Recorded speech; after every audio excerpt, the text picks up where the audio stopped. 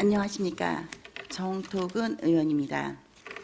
본 의원은 김보라 안성시장님과 집행부에게 지난해 12월 우리 시의회를 통과한 안성시 국가보훈 대상자 등 예우 및 지원에 관한 조례 일부 개정 조례안을 근거로 국가보훈 명예수당 상향 지급을 위해 추경 예산에 편성하지 않은 이유를 묻고자 이 자리에 섰습니다. 지금으로부터 73년 전입니다. 3년간 이어진 참혹한 6.25 동족상전으로 인해 천문학적인 사상자와 피해를 남겼고 그 후유증 또한 심각합니다. 그렇다면 우리 동네 안성시의 희생자는 얼마나 될까요? 본 의원이 이 발언을 통해 강조하고 싶은 것은 참전용사, 유공자 분들에 대해서입니다. 국가보훈처에 따르면 6.25 참전용사 분들의 평균 연령이 91.5세이고 지난 4월 기준 5만 320명이 생존해 계십니다. 하지만 해마다 1만 2천 명에서 1만 3천 명이 돌아가신다고 합니다. 실제로 국가보훈처, 경기북부지청, 관할 11개 지자체 참전용사는 2018년 2만 1,709명이었습니다. 5년이 흐른 지금 1만 7,070명만 생존해 계십니다. 이 가운데 6.25 참전용사자분만 살펴보면 2018년 7,410명의 생존자 중 5년새 약 51%인 3,768명만이 생존해 계십니다. 우리 안성시는 어떻습니까? 지난 4월 기준 763명의 참전용사 유공자 중 6.25 참전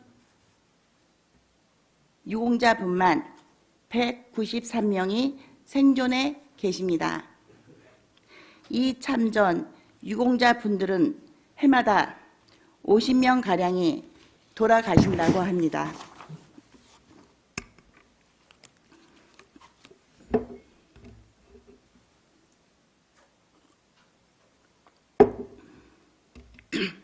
이분들을 뵐 날이 몇 년 안 남았습니다.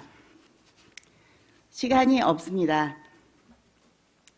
이분들이 세상을 떠나시기 전에 최소한의 예우를 해드려야겠습니다.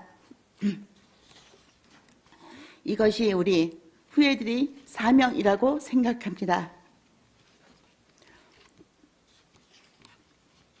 이에 안성시의회는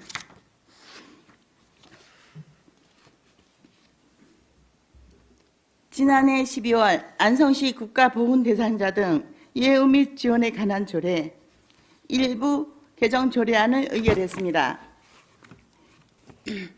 이 조례안은 보훈 명예수당 지급금액을 현행 월 8만 원에서 15만 원으로 인상하고 참전 유공자 수당은 현행 80세 미만 2만 원을 5만 원으로 80세 이상 4만 원을 7만 원으로 배우자 수당도 3만 원에서 5만 원으로 상향한 것입니다. 보훈 명예수당은 국가에서 지급하는 것과는 별개로 각 지자체들이 재정 여건 등을 고려해 지급하는 수당이기 때문에 다를 수 있습니다. 그래서 경기 북부 지역을 살펴보았습니다. 보시는 바와 같이 양평과 구리, 포천의 경우 보훈 명예수당은 20만 원, 남양주는 13만 원입니다. 나머지 지자체도 10만 원 이상입니다. 안성시보다 높습니다. 이런데도 안성시의회에서 통과한 조례를 현재 집행부에서 편성조차 하지 않고 있다니 아연 실색하지 않을 수 없습니다. 물론 지방교부세 법상 올해 결산을 하고 내년 4월 확인을 해서 페널티가 부과될 수 있습니다.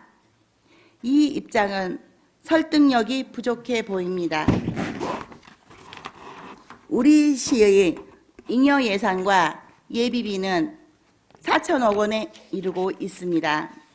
현금 자산이 풍부하다는 증거입니다. 우리 시의 현금성 복지 지출 규모는 어떻습니까? 경기도 내 31개 시군 중에서도 25번째입니다.